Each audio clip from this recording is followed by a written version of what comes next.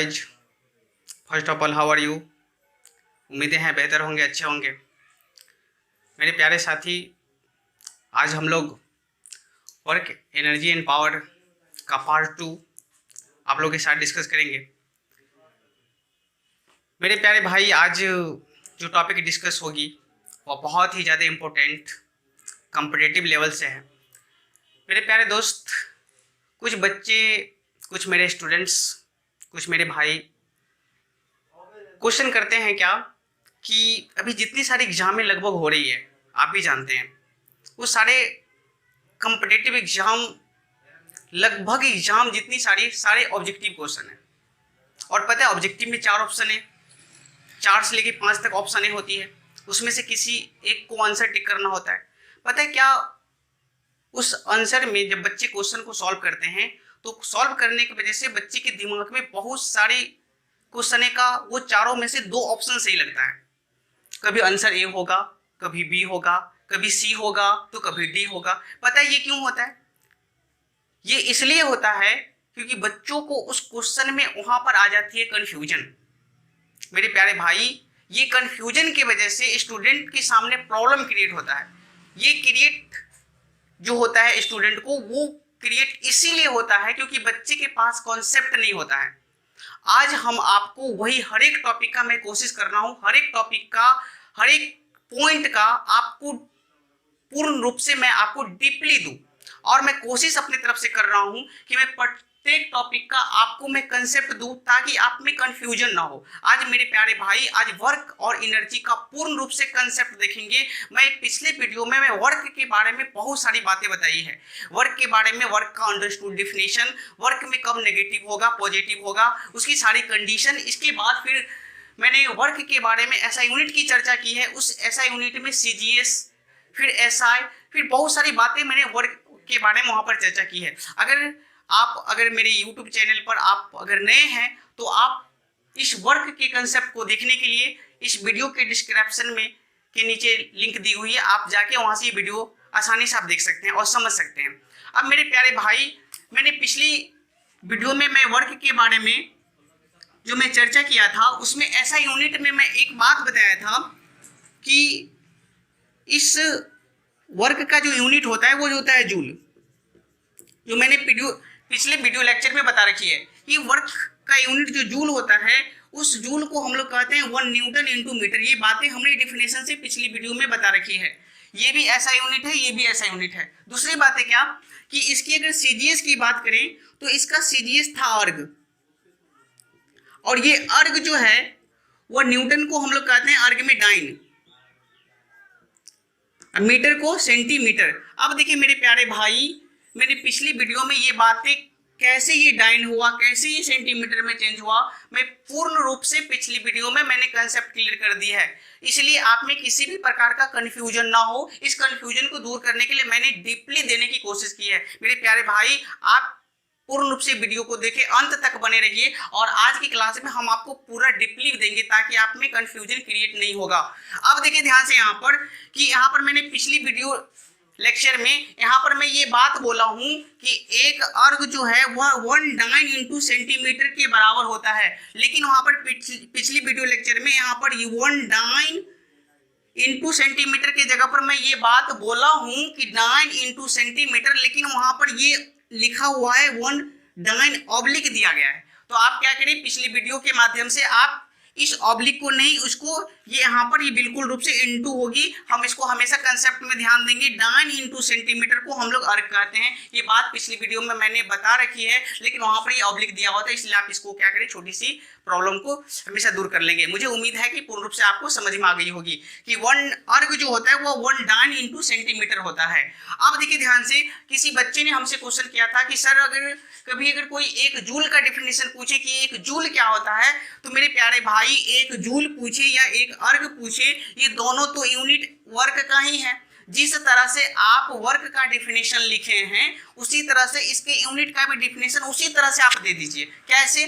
तो जिस तरह से ये क्या है, एक न्यूटन एक प्रकार का फोर्स है, बल है। ये मीटर क्या है, एक प्रकार का विस्थापन है, डिस्प्लेसमेंट है। अब देखिए ये क्या है, जूल एक प्रकार का वर्क है। इसका मतलब है कि हम लोग 1 जूल का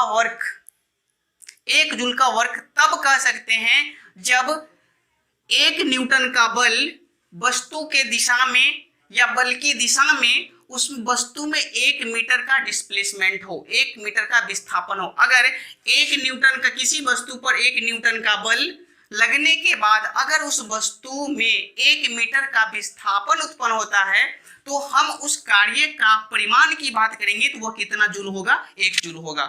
तो यहाँ से छोटी सी डिफिनेशन यहीं से आप याद कर लीजिए, ज्यादा लंबी बातें आपको याद अलग से रखने की जरूरत नहीं है, आपको यहीं से सारी बातें कंप्लीट करनी है।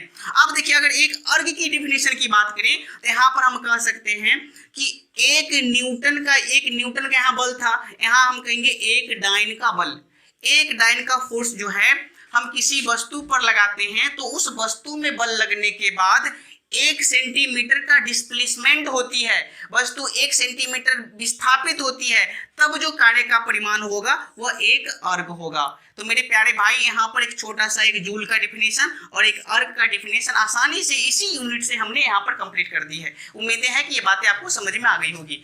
अब मेरे प्यारे भाई अब ये बातें यहाँ पर बन जाती है, तो मैंने यूनिट की चर्चा की और यूनिट के साथ एक छोटा सा और बातें यहाँ पर पूछ देता है एग्जाम, काफी एग्जाम में देखने को मिलता है। जितनी सारी कॉम्पिटिटिव एग्जाम होती है सब में एक डायमेंशन की, हमेशा जितनी सारी भौतिक राशि होती है सबका डायमेंशन की चर्चा अवश्य करने के लिए बोलता है या अवश्य उसमें क्वेश्चन पूछता है। अब देखिए डायमेंशन की हम बात करें, डायमेंशन जिसको हम लोग बीमा कहते हैं, ये बीमा हम लोग जो निकालेंगे वो वर्क का, कि अब ये वर्क का जो होगा डायमेंशन क्या होगा। तो मेरे प्यारे भाई वर्क का भी डायमेंशन आप अलग से नहीं याद रखिए, अलग याद रखिएगा तो फिर कंफ्यूजन आपके दिमाग में आएगा। आप याद कुछ भी नहीं रखिए, आप कोशिश कीजिए कि हम उस बात को समझें और उसको हमेशा डीपली लेने की कोशिश करें। देखिए आपको फॉर्मूला याद है या आपको यूनिट याद है कि 1 जूल जो है वह होता है 1 न्यूटन इंटू मीटर। मेरे प्यारे भाई ये बातें समझ में आ गई, 1 जूल जो है 1 न्यूटन इंटू मीटर होता है। इसी को कन्वर्ट कर लीजिए, न्यूटन को लिख सकते हैं 1 केजी मीटर पर सेकेंड स्क्वायर, क्योंकि 1 न्यूटन बराबर होता है 1 केजी मीटर पर सेकेंड स्क्वायर। अब देखिए मीटर अपना स्थान पर है, अब देखिए यहाँ पर हम क्या लिख सकते हैं 1 केजी मीटर और मीटर हो जाएगा मीटर का स्क्वायर अपॉन में हो जाएगा सेकेंड स्क्वायर। अब देखिए ध्यान से प्यारे भाई बातें समझ में आ गई होगी। यहाँ पर 1 केजी मीटर का स्क्वायर, अब देखिए ये नीचे में है अपॉन में है, अगर इसको हम यहाँ से ये डिवाइड वाला चिन्ह हटा दें तो ये s की पावर में हो जाएगा -2। अब देखिए यहाँ पर आ गया 1 केजी मीटर स्क्वायर सेकेंड के पावर -2, ये भी यूनिट जो है वो आपका वर्क का ही है। अब देखिए हम क्या करेंगे, डायमेंशन के लिए आपको किसी भी भौतिक राशि की डायमेंशन अगर लगभग जाननी है तो आपको कुछ नहीं 3 बातें ध्यान रखनी है, एक m, एक L और एक T। बस ये 3 बहुत ज्यादा, ये मूल रूप से ये 3 बातें ध्यान रखिए, लगभग इसका आंसर आ जाएगा लगभग भौतिक राशि का। अब देखिए 3 बातें याद रखना है, एक आपको याद रखनी है द्रव्यमान, एक याद रखना है आपको लंबाई और एक याद रखना है आपको समय। अब देखिए मेरे प्यारे भाई इसका मतलब है कि समय को T टाइम, लंबाई लेंथ L, द्रव्यमान kg, इसको हम लोग m। अब देखिए 3 बातें यहां पर बताई, m, l, t। इसका मतलब जहां पर द्रव्यमान को मापते हैं kg में तो kg को हम लोग व्यक्त करेंगे किसमें, m में। इसके बाद अगर जहां पर अगर मीटर की बात होगी, क्योंकि हम लोग लेंथ को मापते हैं मीटर में, तो जहां पर मीटर की बात होगी वहां पर हम लिखेंगे l। इसके बाद जहां पर टाइम समय की बात होगी तो वहां पर हम t को लिखेंगे, या t होगा या इसकी जगह पर सेकेंड s होगा तो s को हम लोग यहाँ पर लिखेंगे t। अब देखिए ध्यान से यहाँ पर इसका मतलब है कि kg को m लिखना है, m को l लिखना है और सेकेंड को t लिखना है। अब देखिए जब इतनी बातें आपको समझ में आई, m, l, t बस याद रखना है, बहुत सारी भौतिक राशि आप निकाल सकते हैं आसानी से उसका डायमेंशन। अब देखिए यहाँ k है, k का मतलब kg यहाँ है। अब देखिए ध्यान से ये kg, अब इस kg के जगह पर देखिए क्या लिखेंगे, m। तो यहाँ एक ही kg है तो यहाँ पर लिख दिए m। अब देखिए मीटर स्क्वायर है तो यहाँ पर हम क्या लिखेंगे, मीटर है तो l लिखेंगे, इस पर स्क्वायर है तो यहाँ पर भी क्या देंगे, l स्क्वायर। अब देखिए यहाँ पर s को हम क्या कहते हैं, t। अब देखिए यहाँ पर t है तो t के पावर में -2 है तो यहाँ भी हम दे देंगे -2। डायमेंशन है तो हम क्या करेंगे, कोष्ठ में लिख देंगे। अब यहाँ पर देखिए मेरे प्यारे भाई m, l स्क्वायर t के पावर -2, इसका मतलब है कि वर्क का डायमेंशन जो हो गया वो ml² t के पावर -2 फाइंड आउट हो गया। इसका मतलब है कि वर्क का जो डायमेंशन है वो क्या होता है ml² t के पावर -2। अब देखिए मेरे प्यारे भाई, आप किसी का भी डायमेंशन आप आसानी से यही 3 बातें आपको याद रखना, ml और t, इससे आप किसी भी भौतिक राशि का डायमेंशन आप आसानी से निकाल सकते हैं। इसलिए हमेशा मैं आपको कोशिश करता हूं कि मैं हर एक टॉपिक का आपके अंदर कंसेप्ट दूं। आप इस वीडियो को पूर्ण रूप से देखिए और यूं ही बने रहिए मेरे साथ।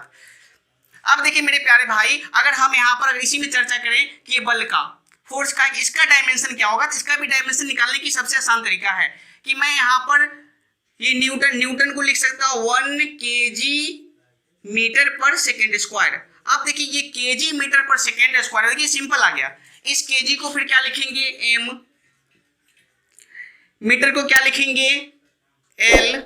अब देखिए ये s है तो s का मतलब ये नीचे है, इसका मतलब है t, तो t का स्क्वायर होगा। ये t का स्क्वायर ऊपर जाएगा तब क्या हो जाएगा m l, t के पावर ऊपर जाएगा तो -2। अब देखिए ये फोर्स का भी डायमेंशन आसानी से फाइंड आउट हो गया, ml t के पावर -2। अब ये देखिए ये वर्क का है ml² t के पावर -2, अब इसमें है ml t के पावर -2। तो मेरे प्यारे भाई, आप ये 3 चीज को याद रखें। लगभग आपका यूनिट अगर याद रहेगा तो उस यूनिट के सहारे आप उसका डायमेंशन आसानी से याद रख सकते हैं। तो उम्मीदें हैं कि आपको ये वर्क का डायमेंशन आपको समझ में आ गया होगा। बहुत सारे कंपटीशन का एग्जाम जो होता है, बहुत सारे कॉम्पिटिटिव एग्जाम में ये डायमेंशन पूछती है और आपको ये पूर्ण रूप से बातें समझ में आ गई होगी, आपका कंसेप्ट भी पूर्ण रूप से क्लियर हो गया होगा। अब देखिए ध्यान से, ये वर्क की बहुत सारी बातें हमने यहाँ पर कंप्लीट कर दी है। आज की क्लास जो हमको मुख्य रूप से होगी वो वर्क के बाद हमारी ये ऊर्जा की आज की कंसेप्ट में हम ऊर्जा के बारे में देखेंगे। और ऊर्जा के बारे में मेरे प्यारे भाई बहुत सारी बातें हम आपके साथ करेंगे। आप मेरे साथ बने रहिए। आज कम से कम आप 1 घंटा मेरे साथ आप दीजिए टाइम, और उम्मीद मैं आपको करता हूं, मैं ये बात के लिए मैं आपको विश्वास दिलाता हूं कि वीडियो पूर्ण रूप से देखने के बाद आपके अंदर लगेगा कि नहीं, अब वर्क, एनर्जी और पावर से रिलेटेड अगर कोई भी न्यूमेरिकल क्वेश्चन आता है, किसी भी प्रकार की थ्योरी क्वेश्चन आती है, उसको हम कंफ्यूज नहीं कर पूरा कंसेप्ट के साथ उसका जवाब देंगे। मेरे प्यारे भाई, मेरे साथ यूं ही बने रहिए, आप भागिए नहीं, मेरे साथ पूर्ण रूप से देखिए। अब देखिए हम लोग जो आज चर्चा करेंगे वो एनर्जी के बारे में चर्चा करेंगे। बहुत अंडरस्टूड टॉपिक इसकी भी होगी। मैं एक अच्छा सा डेफिनेशन बताऊंगा, अच्छी कंसेप्ट वाली डेफिनेशन बताऊंगा, ठीक है, और पूर्ण रूप से डीपली बताने की कोशिश करूंगा। अब देखिए सबसे पहले एनर्जी।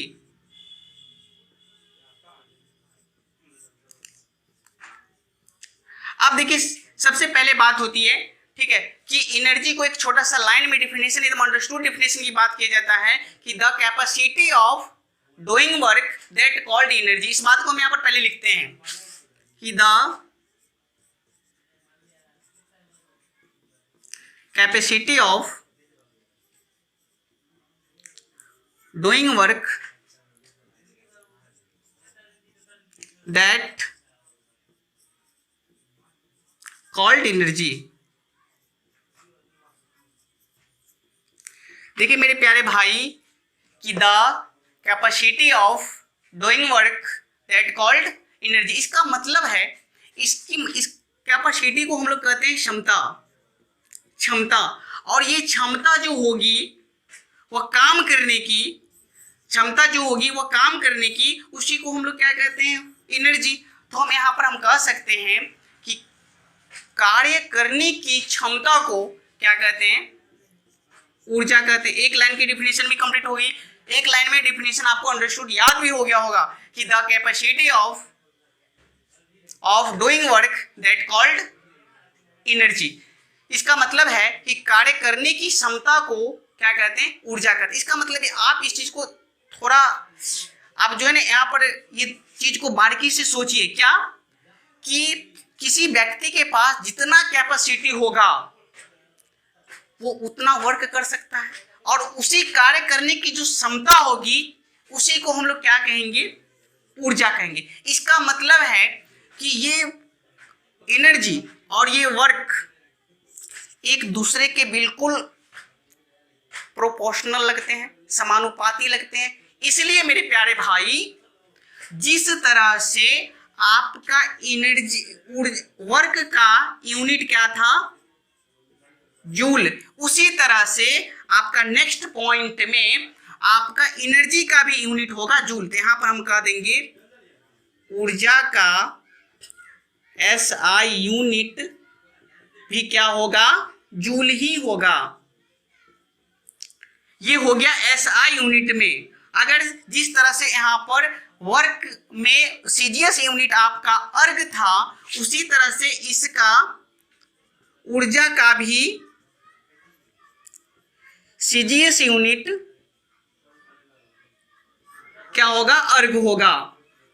अब देखिए ध्यान से मेरे प्यारे भाई, ऊर्जा का यूनिट भी जूल हुआ और ऊर्जा का CGS यूनिट भी क्या हुआ, अर्ग हुआ। तो ये कार्य का भी यूनिट है और क्या है, ऊर्जा का भी यूनिट है। इसका मतलब है जब यूनिट सेम हुआ तो डायमेंशन भी क्या होगा, सेम होगा। तो याद रखिएगा मेरे प्यारे भाई कि कार्य का यूनिट एंड डायमेंशन और ऊर्जा का यूनिट और डायमेंशन दोनों क्या होता है, इक्वल होता है। इसलिए कंफ्यूजन करने की जरूरत नहीं। जिस तरह से वर्क एक प्रकार की अदिश राशि है, उसी तरह से ऊर्जा भी एक प्रकार की अदिश राशि है। तो नेक्स्ट पॉइंट में हम यहाँ पर लिख सकते हैं कि ऊर्जा एक अदिश राशि है।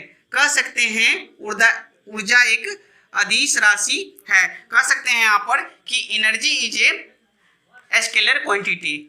उम्मीदें हैं बातें आपको ये यहाँ पर बातें समझ में आ गई होगी एनर्जी की बात। अब हम लोग एनर्जी का टाइप्स देखते हैं कि ये एनर्जी कितने प्रकार के होते हैं। बहुत सारी बातें हम आपके साथ करेंगे, बहुत सारे न्यूमेरिकल टॉपिक करेंगे। आपका लैंग्वेज क्वेश्चन वाला भी आपको हम यहीं पर देखेंगे। मेरे प्यारे भाई मेरे साथ यूं ही बने रहिए। आज बस आप अपने जीवन का 1 घंटा मेरे साथ दीजिए। मैं पूरा विश्वास दिलाता हूं, मैं पूर्ण रूप से कंसेप्ट क्लियर करने की कोशिश करूंगा। अगर बातें समझ में आ रही है तो आप हमारे यूट्यूब चैनल में लाइक अवश्य करें, ताकि जो भी वीडियो मैं डालता रहूंगा आप तक पहुंचती रहेगी। मेरे प्यारे भाई अब हम बात करते हैं एनर्जी की। एनर्जी, अब देखिए एनर्जी जो होता है वो मुख्य रूप से हम इस चैप्टर में यहां पर हम 2 टाइप्स के देखेंगे। एक देखेंगे काइनेटिक एनर्जी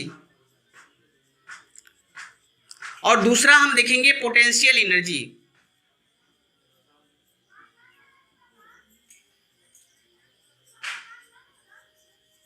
अब देखिए इसको हम लोग कहते हैं गतिज ऊर्जा और नेक्स्ट वाला को हम लोग कहते हैं स्थितिज ऊर्जा।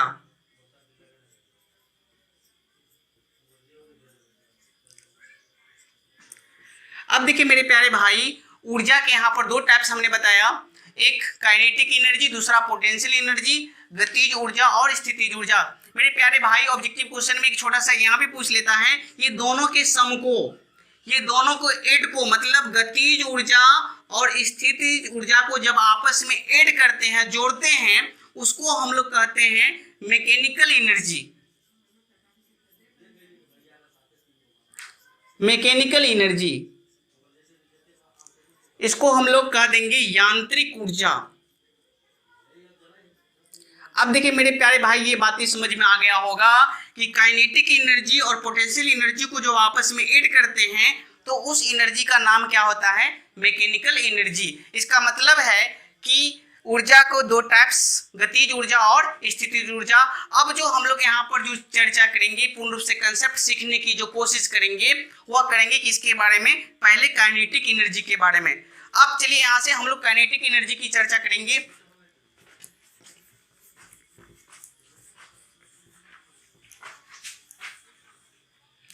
अब यहां पर देखिए ये काइनेटिक एनर्जी,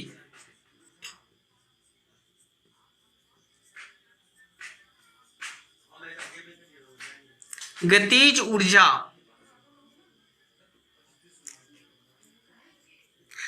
मेरे प्यारे भाई जब भी आप कोई डिफिनेशन दें तो आप डिफिनेशन को याद नहीं रखें, आप उस टॉपिक से ही डिफिनेशन देने की कोशिश करें। आप देखिए नाम से स्पष्ट है गतिज, इसका मतलब इससे एक और वर्ड निकल के आया गति। अब किसी भी वस्तु में मोशन तभी आ सकती है जब हम उस वस्तु पर क्या लगाएंगे, एक्सटर्नल फोर्स, बाहरी बल लगाएंगे। अब देखिए ध्यान से, सिंपल बात है कि किसी भी वस्तु में गति के कारण, किसी भी वस्तु में गति के कारण जो ऊर्जा जनरेट होती है, जो ऊर्जा उत्पन्न होती है, उसी को हम क्या कहते हैं, गतिज ऊर्जा। इसका मतलब है क्या कि किसी भी वस्तु के गति के कारण जो कार्य करने की क्षमता होती है उसको हम लोग क्या कहते हैं, गतिज ऊर्जा। तो हम यहाँ पर मेरे प्यारे भाई लिख सकते हैं छोटा सा डिफिनेशन, ठीक है, कि द एनर्जी, यहां पर कह सकते हैं कि the energy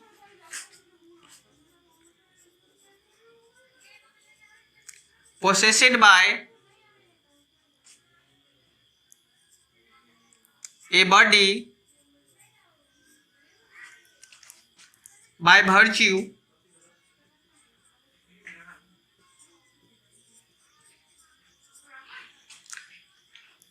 the energy possessed by a body by virtue of its motion that called kinetic जीवाई, काइनेटिक एनर्जी। अब देखिए यहाँ पर मैंने एक अंडरस्टूड डेफिनेशन लिख दिया। मैं यहाँ पर देखिए, मैं आपको कंसेप्ट बताया है कि किसी भी वस्तु में गति के कारण जो कार्य करने की क्षमता होगी उसे हम क्या कहेंगे, गतिज ऊर्जा। आपके दिमाग में यही याद होना चाहिए। यहाँ मैं लिखा हूं the energy possessed bye a body by virtue of its motion that called energy. इसका मतलब है कि गति के कारण जो ऊर्जा उत्पन्न होगी उसी को हम क्या कहेंगे, काइनेटिक एनर्जी। तो ये एक डेफिनेशन हो गई। अगर मैं बात करूं हिंदी में तो आपको हिंदी भी बातें समझ में आ गई होगी कि कोई वस्तु में गति के कारण जो ऊर्जा उत्पन्न होगी या गति के कारण जो कार्य करने की क्षमता होगी उसको हम लोग क्या कहेंगे, गतिज ऊर्जा।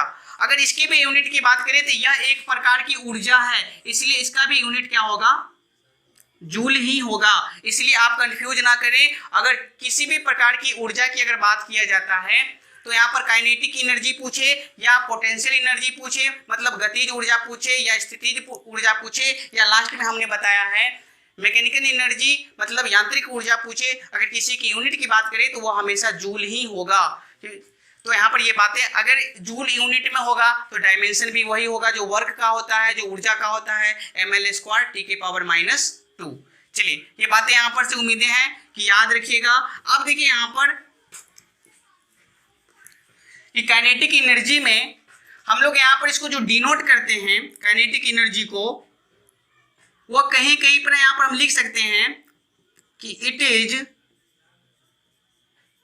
डिनोटेड बाय, यहाँ पर कहीं कहीं आप लोग के भी लिख सकते हैं, काइनेटिक एनर्जी। कहीं कहीं पर ई और के भी लिखा रहता है। तो आप जनरली ध्यान देंगे कि हम लोग काइनेटिक एनर्जी को दोनों से डिनोट करते हैं, लेकिन ज्यादा वो लिखा जाता है के, है ना, काइनेटिक एनर्जी।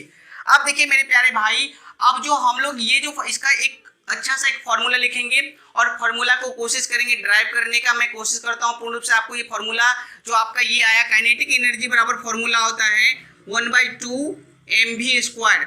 ये जो फॉर्मूला आता है, ये फॉर्मूला कैसे आता है मैं कोशिश करता हूँ पूर्ण रूप से बताने का, ताकि आप में के अंदर कंसेप्ट रहेगी। तो आपको अगर न्यूमेरिकल का बीच का टॉपिक भी पूछता है तो आप आसानी से उसको जवाब दे पाइएगा। इसलिए आप हमें समय दीजिए और पूर्ण रूप से देखने की कोशिश कीजिए। तो चलिए हम इस फॉर्मूला की बात करते हैं। फॉर्मूला आखिर ये कैसे उभर के आया है। अब देखिए सिंपल बात हम करते हैं कि अगर मान लेते हैं यहां पर कि कोई बॉडी है, उस बॉडी का द्रव्यमान क्या है, m है। अब देखिए मेरे प्यारे भाई, ये वस्तु पर जैसे ही क्या किया गया, पीछे से फोर्स लगाया गया। बल लगने के बाद पहले ये वस्तु रेस्ट में थी, इसका इनिशियल वेलोसिटी क्या था, 0 था। लेकिन जैसे इस वस्तु पर फोर्स लगाया गया, फोर्स लगने के बाद जैसे वस्तु में मोमेंट आई, गति में आई, तो गति में आने के बाद वस्तु में डिस्प्लेसमेंट हुआ, मान लेते डी डिस्प्लेसमेंट हुआ, और डिस्प्लेसमेंट होने के बाद वस्तु इस स्थान पर पहुंच गया। द्रव्यमान में कोई चेंज नहीं होगी, लेकिन उसके वेलोसिटी में चेंज हो जाएगी। इनिशियल से फाइनल वेलोसिटी v हो गया, v बराबर जो कुछ भी अपना जितना चाल होगा वो आपका मीटर पर सेकेंड में दिया होगा। अब देखिए ध्यान से मेरे प्यारे भाई, आपका वस्तु के द्रव्यमान में कोई चेंज नहीं हुई, लेकिन वस्तु के स्थान में चेंज हो गई। वस्तु यहाँ पर अगर ए पॉइंट की बात करें, यहाँ पर बी पॉइंट की बात करें, तो वस्तु ए स्थान से बी स्थान तक पहुंच गई है। अब देखिए ध्यान से, इसका मतलब है वस्तु में फोर्स लगा, इसके बाद वस्तु में मोमेंट हुई, वस्तु गति में आई, और गति के कारण मेरा डेफिनेशन कहता है किसी भी वस्तु के गति के कारण जो कार्य करने की क्षमता होती है उसको हम लोग काइनेटिक एनर्जी कहते हैं। इसलिए यहाँ पर वस्तु गति की है, यहाँ पर भी ऊर्जा उत्पन्न हुई है, तो इस ऊर्जा का नाम हम काइनेटिक एनर्जी तो देंगे ही। लेकिन मेरे प्यारे भाई, यहाँ पर हम फॉर्मूला को ड्राइव करने की कोशिश कर रहे हैं।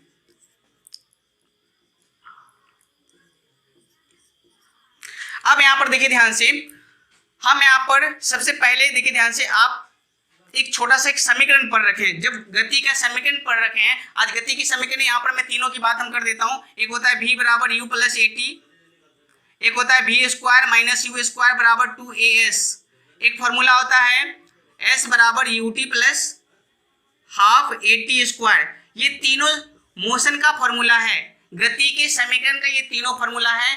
इसी अब देखिए यहाँ पर ये तीनों के तीनों मोशन का ये फॉर्मूला है। इसी की सहायता से अब हम क्या करेंगे, इसकी व्यंजक को प्रमाणित करेंगे। अब देखिए इसमें हम सेकेंड वाले फॉर्मूला का यूज करेंगे। इस सेकेंड वाले फॉर्मूला में आप ध्यान से देखिए, यहाँ पर हम लिखेंगे we know that v square minus you square बराबर 2as। हम जानते हैं कि v square minus you square बराबर क्या होता है, 2as होता है। s एक प्रकार का डिस्टेंस है, यहाँ पर इसके बदला d की जगह पर हम s भी लिख सकते हैं। अब देखिए ध्यान से, यहाँ पर आपका इनिशियल वेलोसिटी क्या है, 0, तो v स्क्वायर माइनस 0 का स्क्वायर बराबर हो जाएगा 2as। इसका मतलब हो जाएगा v स्क्वायर बराबर 2as। अब देखिए मेरे प्यारे भाई, यहाँ से हम as निकालेंगे तो 2 कहाँ आ जाएगा, डिवाइड में। हम यहाँ लिख सकते हैं as बराबर v स्क्वायर बट्टे 2। अब देखिए ये बातें यहाँ से कंप्लीट हो गई। as बराबर क्या आया, v स्क्वायर बटे 2। यहाँ पर ये as ये यहाँ पर मल्टीप्लाई में है, जब बराबर किधर आएगा तो डिवाइड में आ जाएगा, तो as बराबर हो गया v स्क्वायर बटे 2। अब देखिए ध्यान से, यहाँ पर अब हम इससे पहले वर्क का फॉर्मूला हम पढ़ चुके थे। हम लिख सकते हैं we also now that, हम जानते हैं या हम ये भी जानते हैं क्या कि W बराबर होता है F इंटू S, है ना। अब जब मैं वर्क पढ़ाया था उस समय हम ये बातें हम बताए थे डिफिनेशन से कि फोर्स और डिस्प्लेसमेंट दोनों के डॉट प्रोडक्ट होता है मेरा कौन, वर्क। इसका मतलब है कि बल और विस्थापन के गुणनफल को हम क्या कहते हैं, कार्य कहते हैं, है ना। तो यहाँ पर ये बातें कंप्लीट हो गई होगी कि W बराबर होता है F इंटू S। थोड़ा और फॉर्मूला को चेंज करते हैं, W बराबर F। अब देखिए ध्यान से, आप पढ़े होंगे फॉर्मूला F बराबर होता है ma। इसका मतलब m हो गया मास, a हो गया एक्सीलरेशन, किसी वस्तु का त्वरण, ये हो गया द्रव्यमान, और दोनों के गुणनफल को हम क्या कहते हैं, बल कहते हैं। इसलिए मेरे प्यारे भाई देखिए कि किसी भी फॉर्मूला को ड्राइव करने की कितनी सारी बातें जरूरत होती है।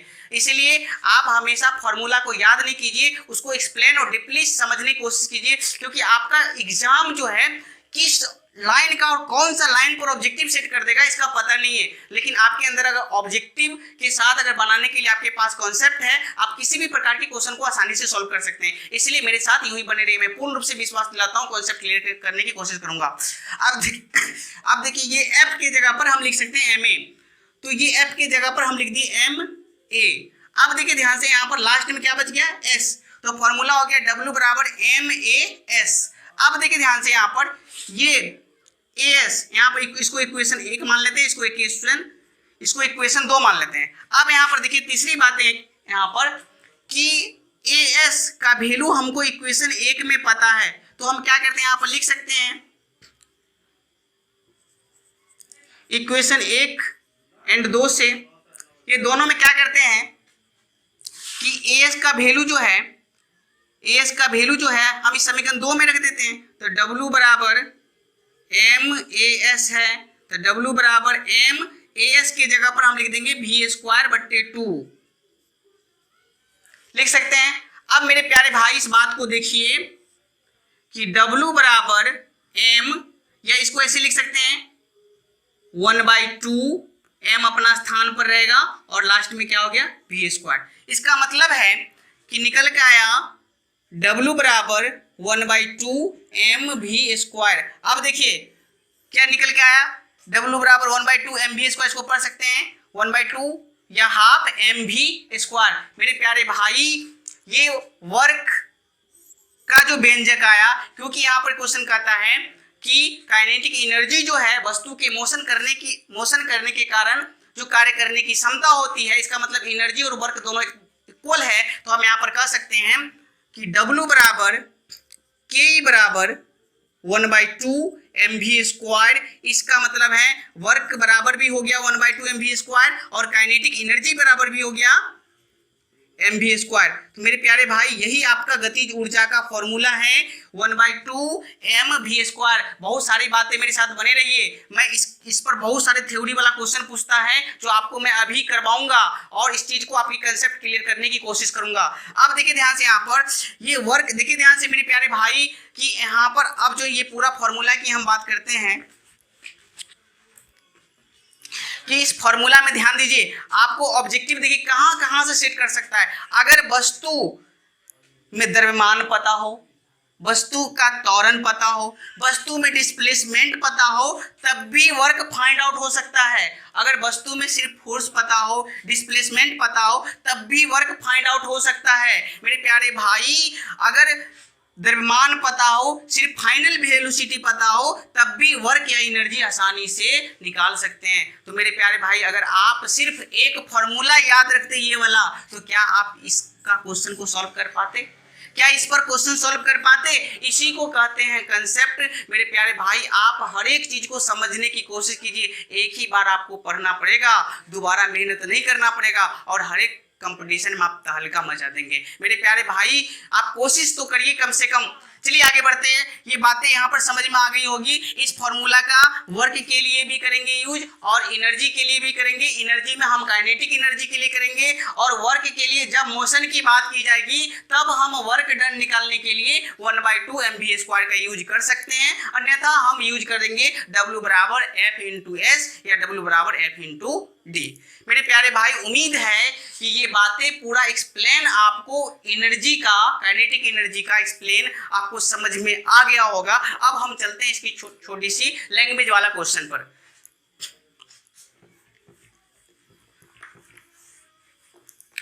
चलिए अब देखते हैं ये लैंग्वेज वाला क्वेश्चन, बहुत कंसेप्ट वाले क्वेश्चन है। मैंने देखा है बहुत सारा कंपटीशन एग्जाम है। मेरे प्यारे भाई आप कंपटीशन के एग्जाम बहुत सारा दे रहे हैं, दे चुके हैं या देने वाले हैं। ये वर्क एनर्जी एंड पावर से रिलेटेड प्रत्येक एग्जाम में, प्रत्येक सेट में क्वेश्चन देखने को मिलती है और वहां पर बच्चे बहुत सारे क्वेश्चन में, ज्यादातर क्वेश्चन अगर लैंग्वेज वाला होता है तो बच्चे कंफ्यूजन करते हैं। इसी को दूर करने के लिए मैंने कंसेप्ट लेकर आया हूँ और इस कंसेप्ट को सीखने की कोशिश कीजिए।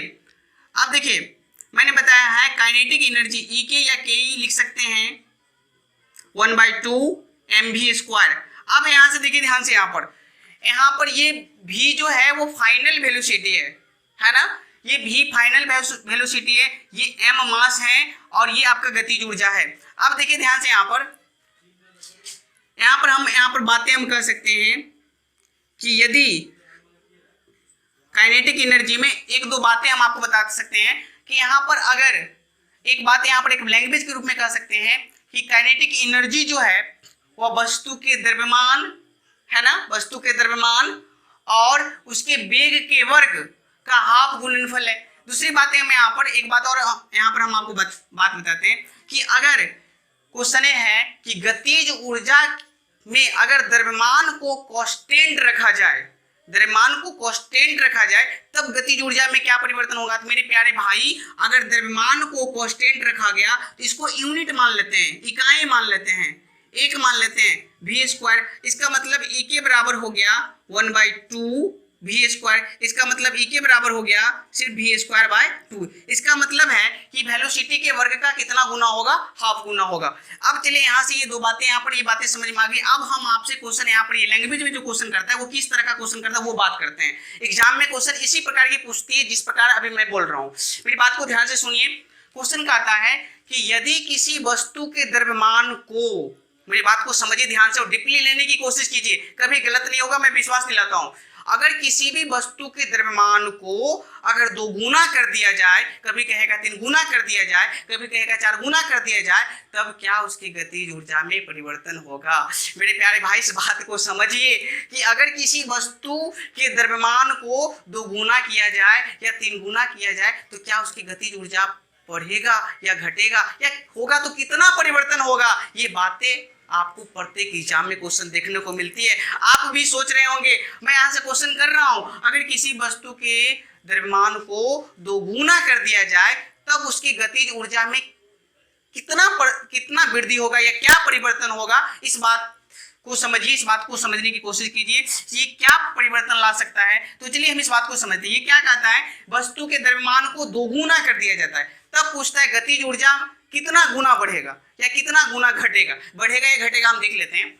अब देखिए ध्यान से, यहाँ पर ये क्वेश्चन कहता है सिर्फ द्रव्यमान के बारे में बोला है, उसके वेलोसिटी के बारे में नहीं बोला है मेरे प्यारे भाई। इसका मतलब है कि द्रव्यमान को 2 गुना किया जाता है, वेलोसिटी कांस्टेंट है, वेलोसिटी में किसी भी प्रकार की चेंज नहीं होती है, तभी जाके ये क्वेश्चन को समझना है, यही तो कंसेप्ट है मेरे प्यारे भाई। क्वेश्चन बोला है कि सिर्फ द्रव्यमान को 2 गुना कर दिया जाता है, इसका मतलब है कि पहले जो द्रव्यमान m था उसका कितना गुना कर दिया गया, 2 गुना कर दिया। इसका मतलब द्रव्यमान जो चेंज हुआ उसको मान लेते हैं m डैश। अब देखिए E के बराबर फॉर्मूला 1/2, जब काइनेटिक एनर्जी में चेंज की बात की जाए तो काइनेटिक एनर्जी की चेंज को K डैश मान लिए 1/2।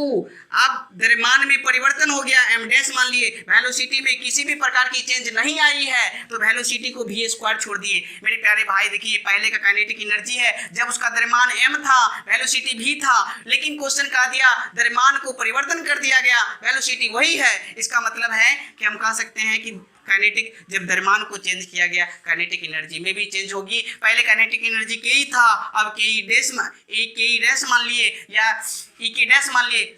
एनर्जी ऑफ काइनेटिक कह सकते हैं या काइनेटिक ऑफ एनर्जी भी कह सकते हैं मेरे प्यारे भाई, अपना दोनों लिख लीजिए, जैसा सुटेबल, पढ़ने में सुटेबल होता है काइनेटिक एनर्जी, इसलिए के ई थोड़ा ज्यादा सुटेबल रहता है। अब देखिए ध्यान से यहाँ पर कि द्रव्यमान में चेंज हुआ तो द्रव्यमान m डैश हो गया, ऊर्जा में भी चेंज होगी, इसको के ई डैश मान लेते हैं। अब देखिए ध्यान से के ई डैश पूछा है कितना परिवर्तन होगा, 1/2, m डैश का वैल्यू कितना m है मेरे प्यारे भाई, 2m है, गुने v स्क्वायर है।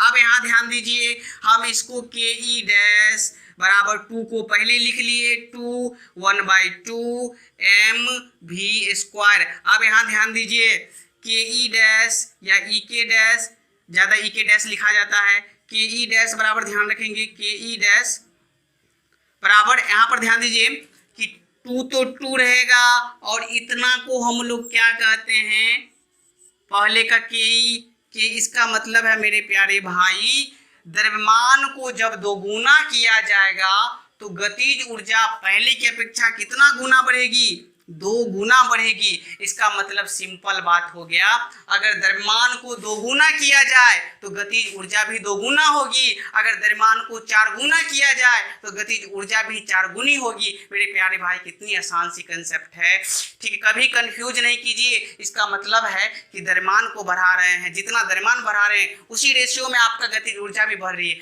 इसका मतलब हम कह सकते हैं कि काइनेटिक एनर्जी जो है वह द्रव्यमान का समानुपाती है, प्रोपोर्शनलिटी है, यहाँ पर हम कह सकते हैं मेरे प्यारे भाई। तो यहाँ पर ये बातें यहाँ से क्लियर होगी। देखिए ना, अगर द्रव्यमान को यहाँ पर 2 के बदला अगर कह देगा 4 गुना तो यहाँ पर 4 लिख देंगे, 2 के जगह पर यहाँ पर 4 कर देंगे, यहाँ भी 4 कर देंगे, यहाँ पर कितना गुना हो गया, 4 गुना हो गया। इसका मतलब द्रव्यमान को 2 गुना कहे काइनेटिक एनर्जी भी 2 गुना, द्रव्यमान को 10 गुना कहे काइनेटिक एनर्जी भी 10 गुना। ये बातें उम्मीद है मेरे प्यारे भाई कि द्रव्यमान को जितना गुना किया उतना ही गुना आपका काइनेटिक एनर्जी भी बढ़ गया। ये बातें आपको पूर्ण रूप से समझ में आ गया होगा। एक और क्वेश्चन पूछती है यहाँ पर लैंग्वेज वाला, इसको भी मैं यहीं पर क्लियर करता हूँ, मेरी बात को समझने की कोशिश कीजिए। अब यहाँ पर देखिए ध्यान से, क्वेश्चन पहला वाला क्वेश्चन में क्या बोल रहा था, पहला वाला क्वेश्चन में क्या बोला था कि हम वस्तु के द्रव्यमान को बढ़ा रहे हैं।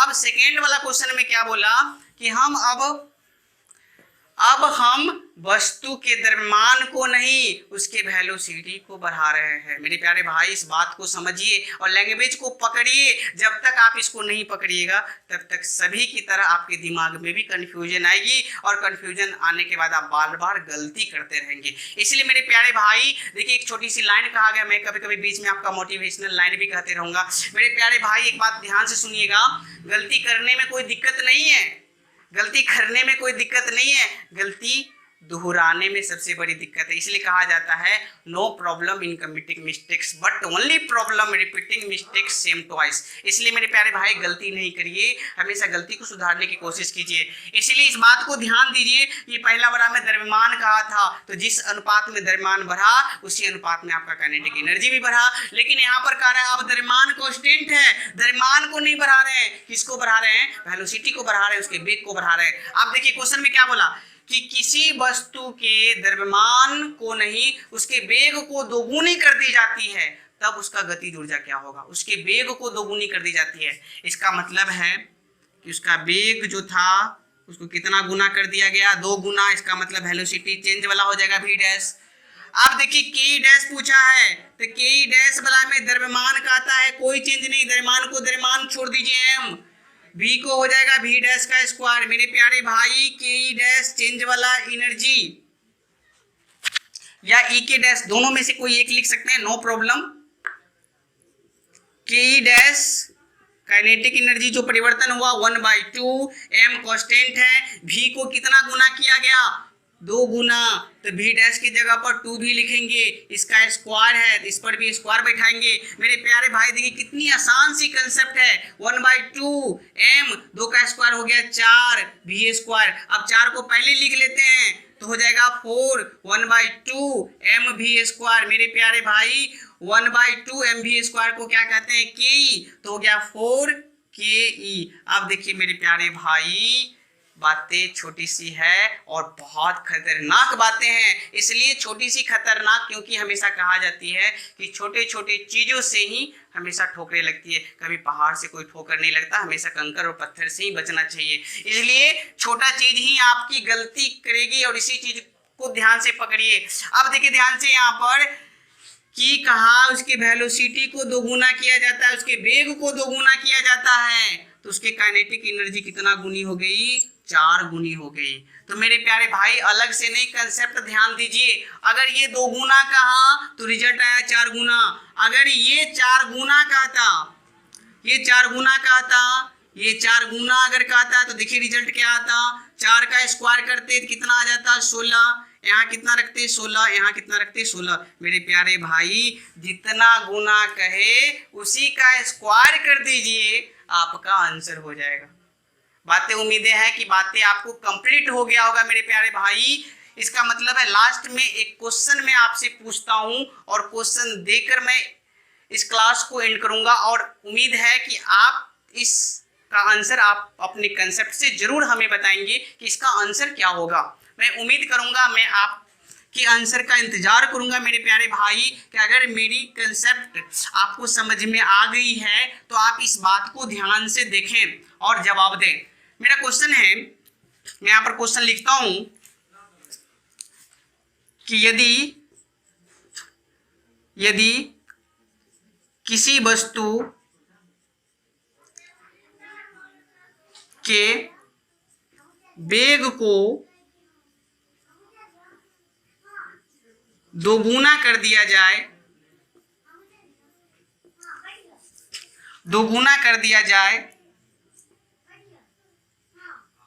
जाए तो गतिज ऊर्जा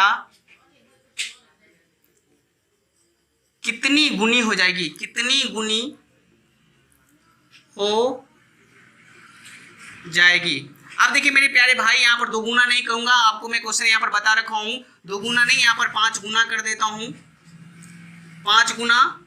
चलिए अब यहाँ पर देखिए ध्यान से मैं ऑप्शन देता हूं। यहाँ पर पहला ऑप्शन है 10 गुना, दूसरा ऑप्शन है 25 गुना, इसके बाद तीसरा ऑप्शन है,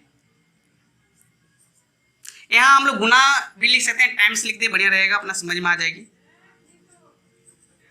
टाइम्स, अपने इंग्लिश में टाइम्स, हिंदी में गुना भी याद रख सकते हैं, नो प्रॉब्लम, आसान है। और यहां पर हम लिख देते हैं 125 टाइम्स।